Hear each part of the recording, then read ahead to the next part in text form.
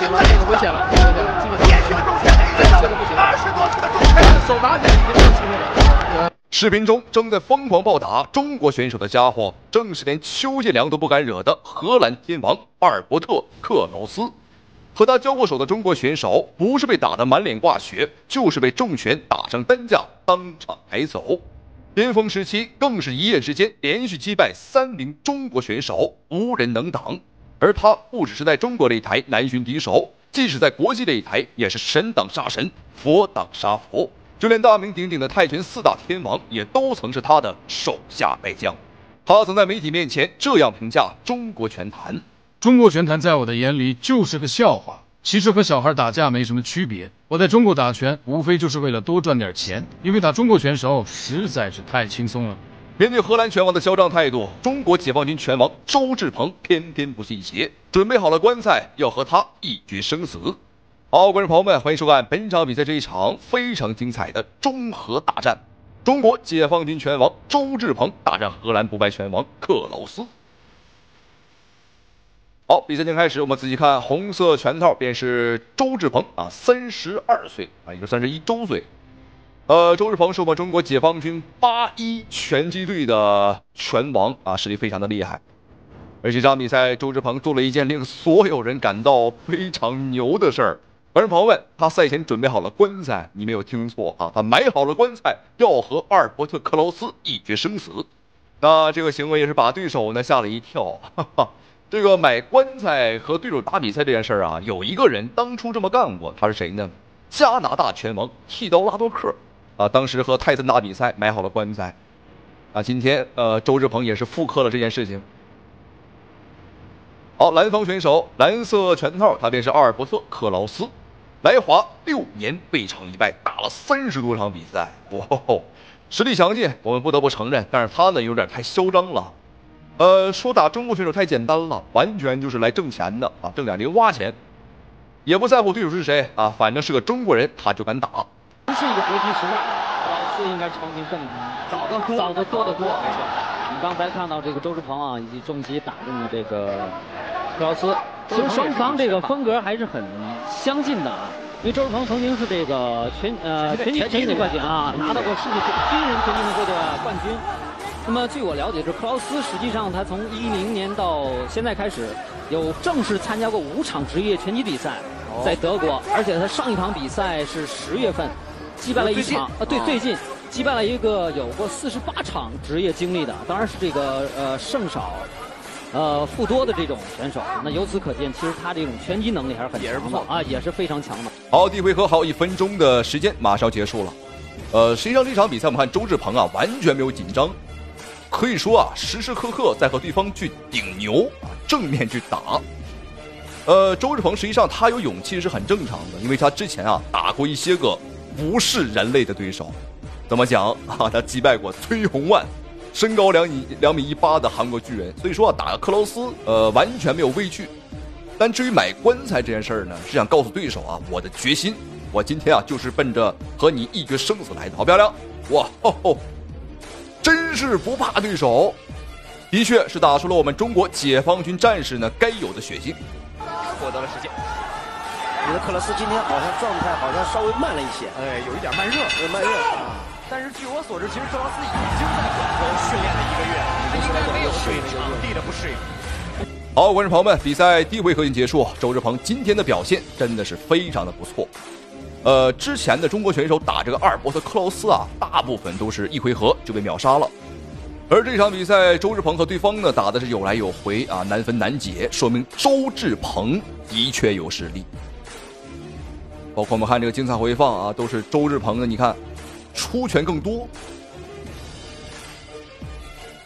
打得准啊，这防守也不错，而且双方的这个风格和战术啊也有一点像啊。两个人都具备这种立体式的打击啊，你看有击斧有爆头。好，这里废话少说，看下双方选手比赛第2回合的精彩表现，精彩的对局。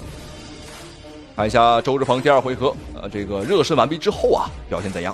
基本上也就是在这个第2回合开始进入自己这种立体进攻打击。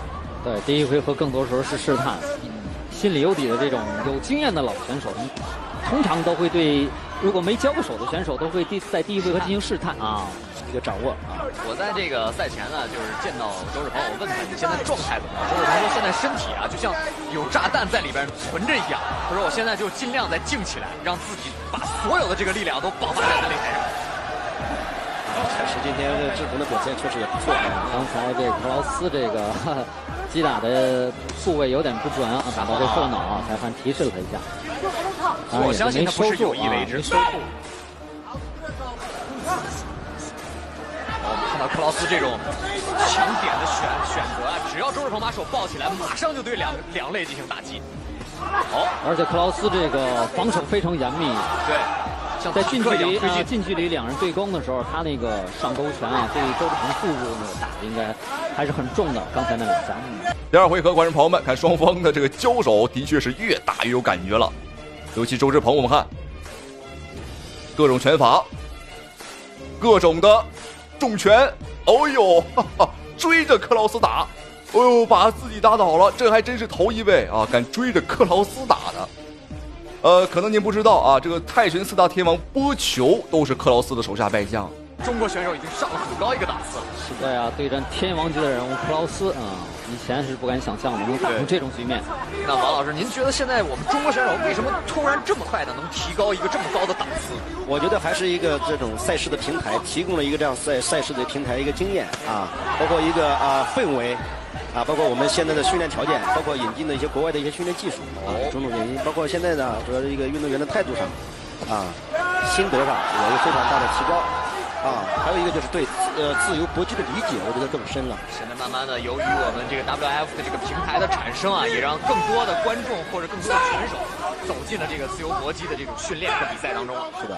好，第二回合还有最后半分钟的时间，我相信屏幕前的您呢，看的也是非常的过瘾。主要是这个阿尔伯特呀，确实这2年太狂了。在我们中国擂台争的是盆满钵满，这个老婆也娶了，这个孩子也生了啊，生了还4、5个，结果回过头说我们中国太弱小。这种人，观众朋友们，我觉得应该禁赛。周志鹏还是要动起来，不要给对方太多这种站桩输出的机会。左右晃一晃，可以说去年克劳斯输给伊萨。就是因为伊萨的这种连打带闪的这种风格，让克劳斯抓不住。好，观众朋友们，解放军拳王周志鹏和荷兰拳王克劳斯的比赛进入到第3个回合了，看一下双方的精彩对局。最后一个回合了，这也是至关重要的决胜局，看一下究竟是 KO 结束还是点数判定。这里废话少说，双方已经完全不需要再保留体力了。因为这不是一场晋级战，双方可以毫无保留的在这个最后一回合宣泄完。这场超级战就是让他们来演绎这场擂台的经典对决的，把所有积攒的这些弹药全部倾泻出来。没错，积攒了2年的这种积累，现在就是爆发出来的时候。没错，周志鹏面前的就是天王，就是克劳斯。2年前没能遇到的对手，现在站在台上，他要怎么面对他呢？好，观众朋友们，双方的局势现在的确是一个白热化的状态。最后一个回合都想拼尽全力打出一些优势。因为前2个回合这个不太好说，但是我个人感觉周志鹏的优势会更大。但是之所以有这种不确定性所以说最后一个回合才要拼出去。好，我们注意看周志鹏还是顶牛你看顶着进去，打，好的。这的确是克劳斯来中国6年第一次被中国选手频频的压制到笼边。平常都是他压制别人。确实在这地方训练确实有取得很大的效果，准备特别充分。现在体内的这个炸药已经开始狂轰滥炸的宣泄出来了。没错，而且我们知道周志鹏他是一名意志品质非常顽强，而且抗击打能力相当出色的选手。到迄今为止没有被击倒在这个搏击擂台上，没有这种场面，没被 KO 过。双方都是这种擅长坦克推进的这种选手，所以这场比赛让我们看的这感觉是满天飞的都是刀的感觉应该都是炮弹吧？这个是全炮能太正了，双方全是正拳开路。